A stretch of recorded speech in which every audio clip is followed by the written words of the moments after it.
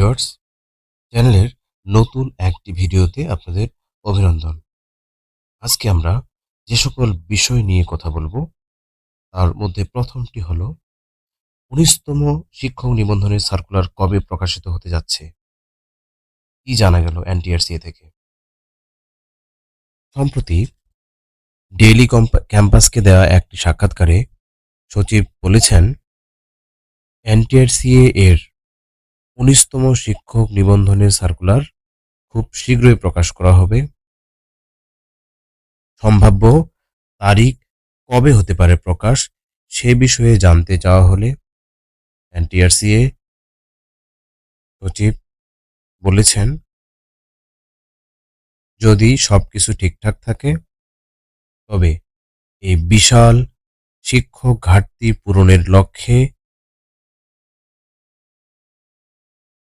১৯তম শিক্ষক নিবন্ধনের সার্কুলার এ মাসেই, অর্থাৎ চলতি যে নভেম্বর মাস, এই নভেম্বর মাসের শেষ সপ্তাহে প্রকাশ করা হবে।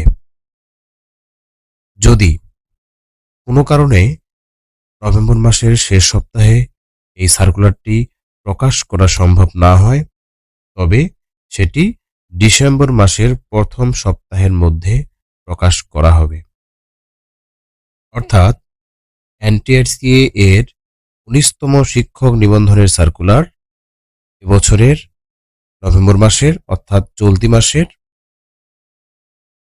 শেষ সপ্তাহে, নভেম্বর মাসের শেষ সপ্তাহে প্রকাশ করা হবে। এটি অনেকটা নিশ্চিত।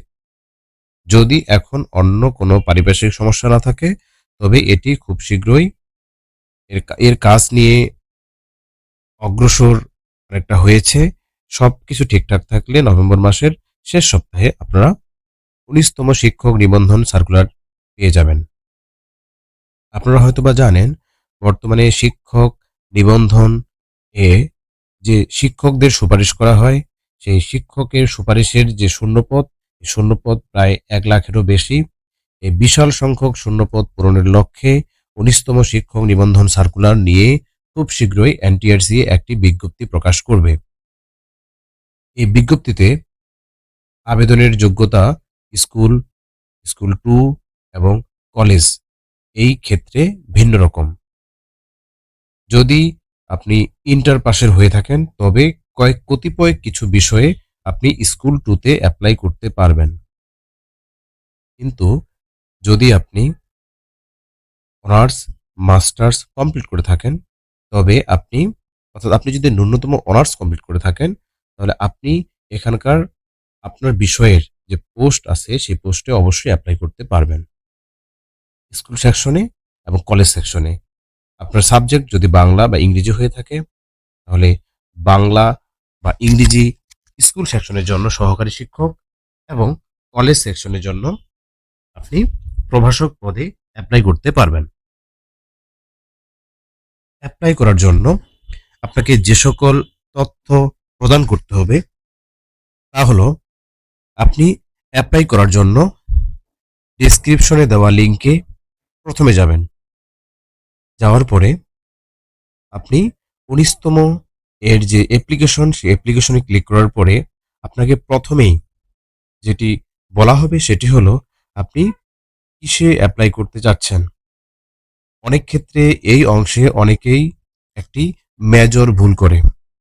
সেই ভুলের মাসুল দিতে হয় প্রায় ১-১.৫ বছর পর, যখন চূড়ান্তভাবে নিয়োগের পর্যায়ে চলে আসে। অনেকে না বুঝেই স্কুল 2তে অ্যাপ্লাই করে ফেলে অথবা টেকনিক্যালে অ্যাপ্লাই করে ফেলে। যেমন আমি ভৌতবিজ্ঞানের একটি বিষয় নিয়ে বলি। আপনার সাবজেক্ট যদি পদার্থ বা রসায়ন হয়, এই পদার্থ বা রসায়নের ক্ষেত্রে আপনি একটি বিষয় পাবেন, সেটি হলো সহকারী শিক্ষক ভৌতবিজ্ঞান। সেখানে রসায়ন আছে এবং সেখানে পদার্থ আছে। যদি সেখানে অ্যাপ্লাই করেন, তবে আপনি স্কুলের ভৌত বিজ্ঞান এই পদে সুপারিশ হবেন। কিন্তু আপনি যদি সহকারী শিক্ষক রসায়ন বা সহকারী শিক্ষক পদার্থতে অ্যাপ্লাই করেন, তবে আপনি ভোকেশনাল টেকনিক্যাল এই স্কুলগুলোতে সুপারিশপ্রাপ্ত হবেন। দুই ক্ষেত্রে দুই রকম সমস্যা। আপনারা হয়তোবা অবগত আছেন, যদি স্কুল সেকশনে আপনি জবটি করেন তবে বা সুপারিশপ্রাপ্ত হন, তবে সেই ক্ষেত্রে এমপিও হওয়ার ক্ষেত্রে ঝামেলাটা অনেক কম কম্পারেটিভলি। কিন্তু আপনি যদি আপনি যদি টেকনিক্যাল বা ভোকেশনাল এর জন্য সহকারী শিক্ষক পদার্থবিজ্ঞান অথবা সহকারী শিক্ষক রসায়নে অ্যাপ্লাই করেন, সেক্ষেত্রে আপনি স্কুল বা মাদ্রাসাতে সুপারিশপ্রাপ্ত হবেন না।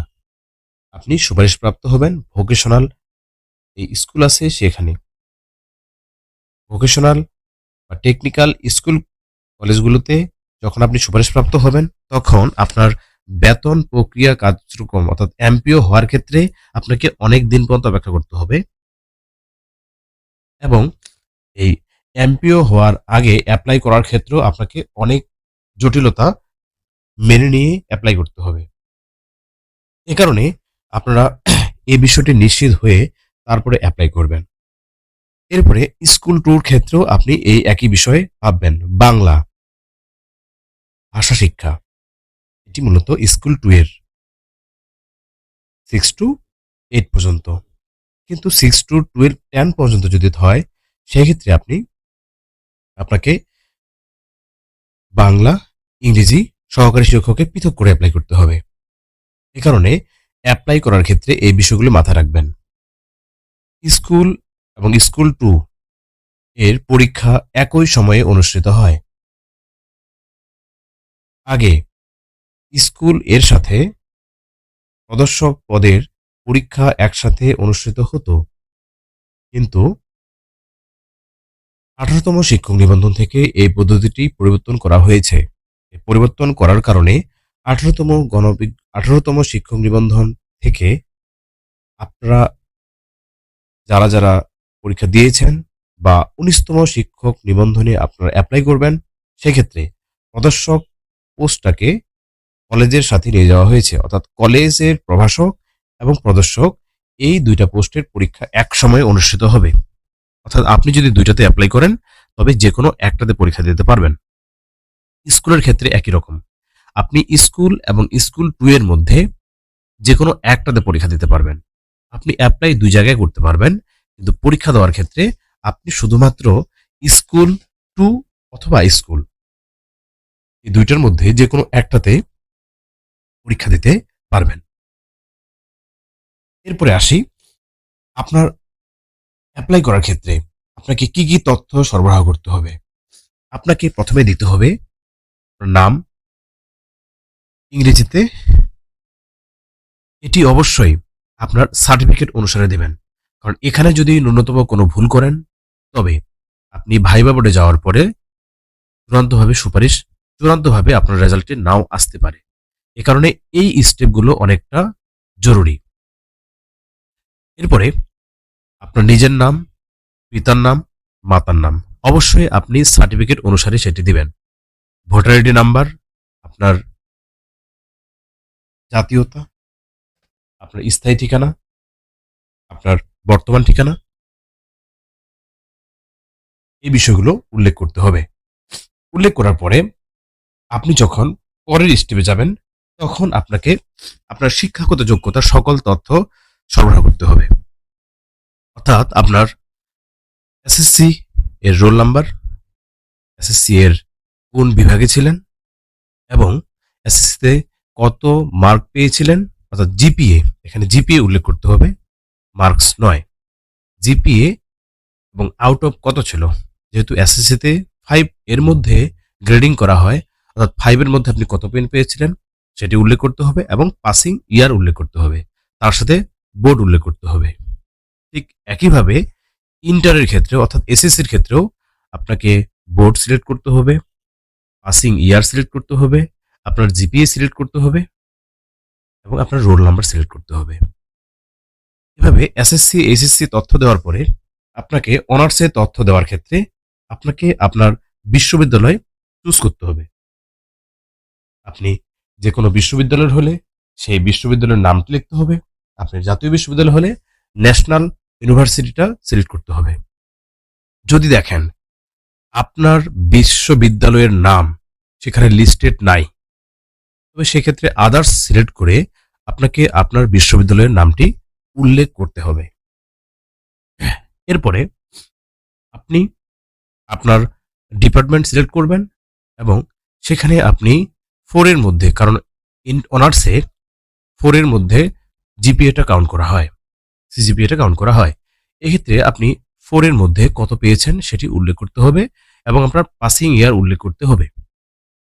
পাসিং ইয়ার উল্লেখ করার ক্ষেত্রে আপনাকে কিছু সতর্কতা অবলম্বন করতে হবে, কারণ অনেকে রয়েছেন, আপনারা জানেন অনার্স লেভেলে সেশন জট একটি কমন সমস্যা। এই সেশন জট থাকার কারণে আপনাদের যে বছরে পরীক্ষা হওয়ার কথা সে বছরে পরীক্ষা না হয়ে তার 1 বছর বা 2 বছর পরীক্ষা হয়ে গেছে। আপনি এই ক্ষেত্রে কোনটা ব্যবহার করবেন? আপনি এই ক্ষেত্রে অবশ্যই আপনার যে অ্যাডমিট কার্ডে যে সালটি উল্লেখ করা ছিল সেটি উল্লেখ করবেন। অর্থাৎ আপনার অ্যাডমিট কার্ডে যদি 2015 উল্লেখ করা থাকে তবে 2015 উল্লেখ করবেন। কিন্তু সেক্ষেত্রে আপনার যদি পরীক্ষা হতে হতে এবং রেজাল্ট দিতে দিতে 2019 সাল বা 18 সাল চলে যায়, তাহলে 2018 বা 19কে আপনি কাউন্ট করবেন না, আপনি কাউন্ট করবেন 2015 সালকে। একইভাবে আপনি মাস্টার্সের তথ্যগুলো দেবেন। মাস্টার্সের তথ্যগুলো দেওয়ার পরে আপনাকে আপনার ছবি আপনার ছবি 300x300-তে এবং আপনার স্বাক্ষর অর্থাৎ আপনার সিগনেচার 300x180-তে সাবমিট করতে হবে। এক্ষেত্রে আপনি অ্যাপ্লাই করার পূর্বে অবশ্যই আপনার ছবিটিকে, আপনার পাসপোর্ট সাইজের ছবিটিকে 300x300-তে কনভার্ট করে রাখবেন এবং আপনার স্বাক্ষরটিকে 300x180-তে আপনি 300x80-তে কনভার্ট করে রাখবেন। অর্থাৎ যেহেতু আপনাকে স্বাক্ষর 300x80 এবং আপনার ছবি 300x300-তে স্ক্যান করে আপনি রেখে দেবেন। এক্ষেত্রে কয়েকটি বিষয় আপনাদের জানা জরুরি, সেটি হলো ব্যাকগ্রাউন্ডের ক্ষেত্রে রঙিন ছবির সাদা ব্যাকগ্রাউন্ডের কথা বলা হয়, তবে যদি সাদা ব্যাকগ্রাউন্ড অন্য কোনো ব্যাকগ্রাউন্ড হয় তেমন সমস্যা হয় না, তবে চেষ্টা করবেন সাদা ব্যাকগ্রাউন্ড রাখার। তবে এটি কোনো মেজর ভুল হবে না।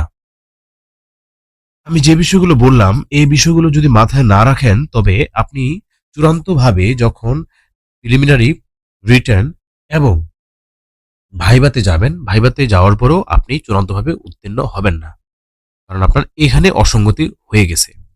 এ কারণে আপনার এই অসঙ্গতি যেন না হয়, এ কারণে 19তম শিক্ষক নিবন্ধনে যেন আপনার ন্যূনতম কোনো ভুল না হয়, এই বিষয়টি মাথায় রাখবেন। অর্থাৎ এরপরে আপনি যখন আপনার ফটো 300x300, আপনার সিগনেচার 300x80-তে আপনি আপলোড করবেন। আপলোড করার পরে আপনি চূড়ান্তভাবে সাবমিট করবেন। চূড়ান্তভাবে সাবমিট করার আগে পুনরায় আপনাদের সকল তথ্যটি বিস্তারিত জেনে নেবেন। যদি এই তথ্যগুলোতে ন্যূনতম কোনো অসঙ্গতি থাকে, আপনি চূড়ান্তভাবে সাবমিট দেওয়ার আগে বিস্তারিত তথ্যগুলো দেখে নেবেন, যেন কোথাও ভুল আছে কিনা সেটি বারবার দেখতে পারেন। কারণ চূড়ান্ত সাবমিট হওয়ার পরে আপনি যখন চূড়ান্ত সাবমিট হওয়ার পরে আপনি কি করবেন সেটি আগে বলি। আপনি যখন চূড়ান্তভাবে সাবমিট করলেন, সকল তথ্য ঠিক আছে এটি জেনে শুনে, তারপর আপনি চূড়ান্ত সাবমিট করার পরে একটা ইউজার আইডি পাবেন। সেই ইউজার আইডিতে টেলিটক সিম থেকে আপনাকে টাকাটা পেমেন্ট করতে হবে। এক্ষেত্রে মেসেজ অপশনে গিয়ে টাইপ করবেন NTRCA। টাইপ করার পরে আপনাকে আপনার ইউজার আইডিটি টাইপ করতে হবে, অর্থাৎ NTRCA, এটি সবই ক্যাপিটাল লেটারে, NTRCA স্পেস আপনি ইউজার আইডি যেটি দেওয়া হয়েছে অ্যাপ্লাই করার পরে, সেটি সাবমিট করার পরে আপনি সেটি 16222 নম্বরে পাঠিয়ে দেবেন। ফিরতি মেসেজে আপনাকে পিন নাম্বার এবং আপনার পরীক্ষার ফি বাবদ যে নির্ধারিত ফি আছে 350 টাকা, সেটি কথা বলা হবে। এরপরে আপনার টেলিটক সিমে যদি ৩৫০ টাকা থাকে তবে আপনি মেসেজ অপশনে গিয়ে টাইপ করবেন ক্যাপিটাল লেটারে NTRCA স্পেস ইএস স্পেস আপনাকে আগের SMS এ যে পিন নাম্বারটি দেওয়া হয়েছিল সেই পিন নাম্বার লিখার পরে এটিকে 16222 নম্বরে পাঠিয়ে দেওয়া হবে। এরপরে আপনার কাজ শেষ। অর্থাৎ যখন আপনি দ্বিতীয় এসএমএসটি পাঠাবেন তার কিছুক্ষণের মধ্যেই আপনার অ্যাকাউন্ট থেকে অর্থাৎ আপনার টেলিটক সিম থেকে ৩৫০ টাকা এবং এসএমএস চার্জ সহ আপনাকে ৩৫৪ থেকে ৫৫ টাকা বা ৫৬ টাকা চার্জ কেটে নেবে। কেটে নেওয়ার পরে আপনাকে একটি মেসেজ দিবে কংগ্রাচুলেশন দিয়ে যে আপনি এনটিআরসিএ তে সফলভাবে অ্যাপ্লিকেশন করেছেন এবং সেক্ষেত্রে আপনাকে আপনার এই ফিরতি এসএমএস এ আপনার ইউজার আইডি এবং আপনাকে পাসওয়ার্ড জানিয়ে দেওয়া হবে। আপনি অবশ্যই এই ইউজার আইডি এবং পাসওয়ার্ডকে সংরক্ষণ করে রাখবেন। এটি শুধুমাত্র মোবাইলে সংরক্ষণ করলেই হবে না, মোবাইলে সংরক্ষণ করে রাখতে পারেন। আপনার এই ইউজার আইডি ও পাসওয়ার্ডকে আপনি আপনার ড্রাইভে আপলোড করে রাখতে পারেন এবং অবশ্যই আপনি সেটিকে কোনো খাতায় বা কোনো ডায়েরিতে লিখে রাখবেন, কারণ পরবর্তীতে যখন আপনি অ্যাডমিট কার্ড প্রিন্ট করবেন তখন অবশ্যই এই ইউজার আইডি এবং পাসওয়ার্ড ব্যবহার করেই সেটিকে প্রিন্ট করতে হবে। এরপরে যদি এখানে বিশেষ কয়েকটি বিষয়, সেটি হলো যদি মৌখিক পরীক্ষার সময় আপনার এই সাবমিট করার যে তথ্যগুলো, এই তথ্যগুলোর সাথে যে তথ্যগুলো আপনি দিয়েছেন যে তথ্যগুলোর সাথে আপনার সার্টিফিকেটের তথ্যের যদি অমিল দেখা যায় তবে তবে আপনি মৌখিক পরীক্ষার নির্বাচিত হবেন না, অর্থাৎ আপনি চূড়ান্তভাবে উত্তীর্ণ হবেন না। এ কারণে আপনাকে প্রথম থেকে আমি যে সকল বিষয় আলোচনা করেছি সে সকল বিষয়ে অবশ্যই জেনে নিতে হবে এবং ঠিকভাবে সেটিকে অ্যাপ্লাই করতে হবে।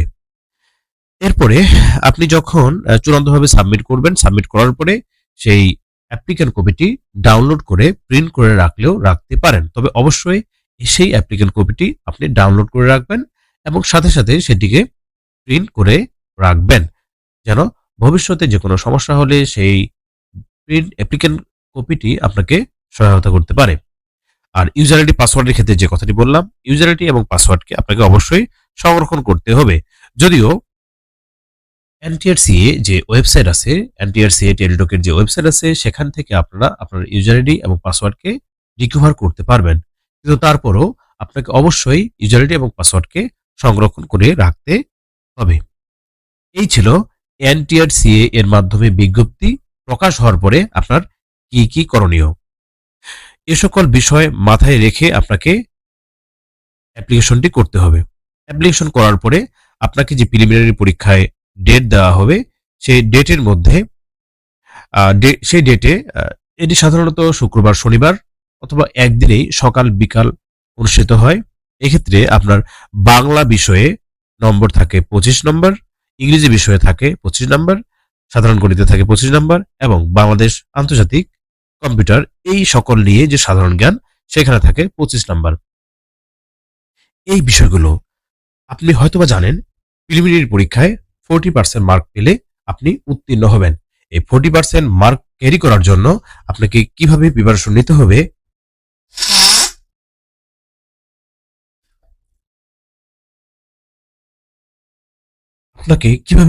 নিতে হবে সে বিষয়ে বিস্তারিত আমি অন্য ভিডিওতে আপলোড করব, নিয়মিত আপলোড করব। আপনারা যদি নিয়মিত সেই ভিডিওগুলোতে গুরুত্বপূর্ণ এমসিকিউ এবং গুরুত্বপূর্ণ তথ্যগুলো সংগ্রহ করে রাখতে পারেন তবে আপনি প্রিলিমিনারি পরীক্ষায় 100% পাস করবেন। আর আপনারা হয়তোবা জানেন, আগের বছরেও অনেক প্রার্থী প্রিলিমিনারি পরীক্ষা থেকে বাদ পড়েছে, অর্থাৎ অকৃতকার্য হয়েছেন। এ কারণে আপনাদের কোনো অংশকেই গুরুত্বহীন বলা যাবে না।